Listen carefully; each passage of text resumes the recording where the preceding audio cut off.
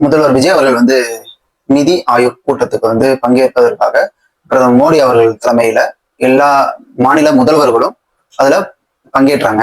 இந்த நிதி ஆயோக் கூட்டம் என்பது என்ன அப்படின்னா, எல்லா மாநிலத்துல உள்ள என்னென்ன பிரச்சனைகள் இருக்கு, என்னென்ன அந்த மாநிலத்துக்கு தேவையான வளர்ச்சி, அந்த வளர்ச்சியோடு சேர்த்து இந்திய நாட்டின் வளர்ச்சி முக்கியம் அப்படிங்கிறதுக்காக சில விஷயங்களை பரிமாறுறது தான் இந்த கூட்டத்தோட முதன்மையான விஷயம். இப்போ இந்த கூட்டத்துல முதல்வர் விஜய் அவர்கள் அந்த கூட்டத்துல எந்த விஷயங்களை முன்னெடுத்து தமிழகத்திற்காக பேசினாரு அப்படிங்கறதுதான் நம்ம இந்த பதிவுல பார்க்க போறோம். வாங்க வீடியோக்குள்ள போகலாம்.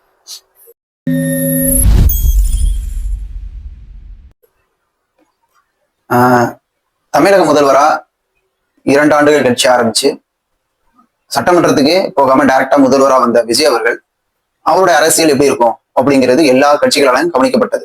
அதுல முக்கியமான ஒரு விஷயம், எது மாதிரியான விஷயங்களை அவர் முன்னெடுத்து தமிழகத்துக்காக சில விஷயங்கள் வந்து அக்செப்ட் பண்ண மாட்டாங்க, சில விஷயங்கள் ஏத்துப்பாங்க, அது எந்த மாதிரியான விஷயங்களை முதல்வர் வைக்க போறாரு அப்படின்னு எல்லா தலைவர்களும் சரி மக்களுமே எதிர்பார்த்திருந்தாங்க.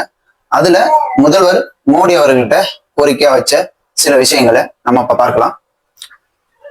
நீட் தேர்வை தமிழக அரசு எப்போதுமே எதிர்க்கும் அப்படிங்கிற ஒரு விஷயத்த அவர் சொன்னாரு. 3284 கோடி கல்வி நிதியை வந்து நிபந்தனையின்றி விடுவிக்க வேணும் அப்படிங்கிற ஒரு விஷயத்த முதல்வர் விஜய் அவர்கள் கேட்டுக்கொண்டாங்க. அதுக்கப்புறம் சென்னை டு குமரி ரயில்வே பாதை வந்து அமைக்க வேண்டும் அப்படிங்கிற ஒரு வேண்டுகோளையும் விடுத்திருந்தார். 2வது எய்ம்ஸ் மருத்துவமனை வந்து கோவை மாவட்டத்துல வேணும் அப்படிங்கிற கோரிக்கையை வச்சிருந்தாரு. அந்த எய்ம்ஸ்க்கு தேவையான எல்லா விஷயங்களையுமே தமிழக அரசு செய்யும் அப்படிங்கிற விஷயத்த சொல்லியிருந்தாரு.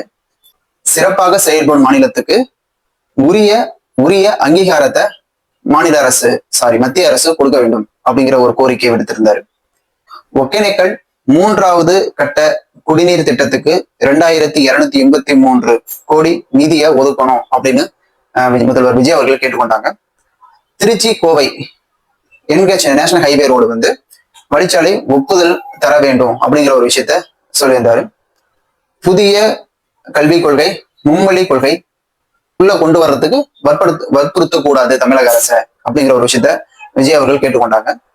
வறுமையற்ற தமிழ்நாடு என்ற புதிய திட்டம் அந்த இயக்கத்தை முன்மொழிய மத்திய அரசுக்கு ஒரு வேண்டுகோளா வைத்தாரு. இலங்கை பாகிஸ்தான்ல உள்ள மீனவர்களை மீட்க நடவடிக்கை எடுக்க வேண்டும் அப்படின்னு சொன்னாரு. திருக்குறளை தேசிய இலக்கியமாக அறிவிக்க வேண்டும் அப்படிங்கிற ஒரு கோரிக்கையை விடுத்திருந்தாரு. இப்ப நம்ம எல்லோருமே இணைந்து வளமான சமத்துவ நிலையான இந்தியாவை வளர்க்க முடியும் அப்படிங்கிற ஒரு விஷயத்த பொதுவா, அதாவது நம்ம எல்லாரும் இணைந்து ஒரு சமத்துவமான இந்தியாவை உருவாக்க முடியும் அப்படிங்கிற விஷயத்த சொன்னாரு.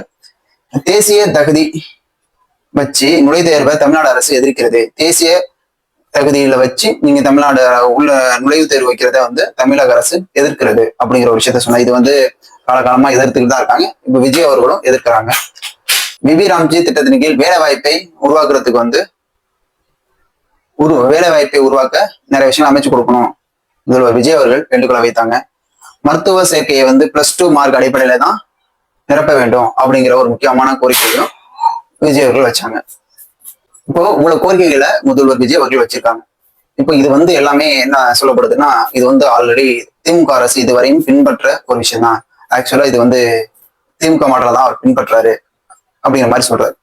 ஓகே, திமுக மாடலை பின்பற்றதாவே இருந்தாலுமே இது தமிழகத்துக்கு நல்ல விஷயங்களை சேர்க்கக்கூடிய விஷயமா தானே இந்த எல்லா விஷயமும் பார்க்கப்படுது.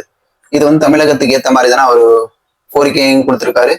இது மாதிரியான விஷயங்கள் ஒரு திட்டத்தை அறிவிக்கிறது, இந்த திட்டத்தை கொண்டு வாங்க அப்படின்னு சொல்றது எல்லாமே தமிழகத்துக்கு நல்லது அப்படிங்கிற ஒரு காரணத்தை கொண்டுதான் அவர் செயல்பட்டிருக்காரு. அப்படிதான் நம்ம பார்க்கணும். இப்போ இந்த நிதி ஆயோக் கூட்டத்துல விஜய் அவர்கள் தன்னுடைய பிரசன்ஸை பக்காவா காட்டியிருக்காருன்னு நம்ம பார்க்கணும். ஏன்னா அவர் நிறைய விஷயங்களை வந்து சுட்டி காட்டியிருக்கிறது வந்து தமிழக அரசுக்கும் நல்லது, தமிழ்நாட்டு மக்களுக்கும் நல்லது. நிறைய தலைவர்களும் இதை அக்செப்ட் பண்றாங்க. அவரு நெகட்டிவா பேசுறது மாதிரியான விஷயங்கள் அவர் எதுவுமே அங்க சொல்லல. ஆனா இன்னொரு விஷயம் என்னன்னா, பாஜக அண்ட் காங்கிரஸ் 2 கத்தி முனைகள்ல சென்று உள்ளது மாதிரிதான் விஜய் அவர்கள் இப்ப இருந்துகிட்டு இருக்காங்க. இப்ப இதை நம்ம பொறுத்துட்டு தான் பார்க்கணும், விஜய் அவர்கள் வந்து எந்த பக்கம் சாய போறாரு அப்படிங்கிறத. ஆனா அவர் வந்து நடுநிலையா இருப்பாரு அப்படிங்கிற ஒரு விஷயத்தை தான் பார்க்கணும். ஆனா சில விஷயங்கள் தமிழ்நாடுக்கு என்ன முக்கியமா இருக்குமோ அதை நம்ம மத்திய அரசுக்கு கேட்டு சுமூகமான முறையில வாங்கிக்கணும். கொள்கை ரீதியாகவும் எதுவும் அகேன்ஸ்டா போயிடக்கூடாது அப்படிங்கிறது ரொம்ப ஸ்ட்ராங்கா இருக்காங்க.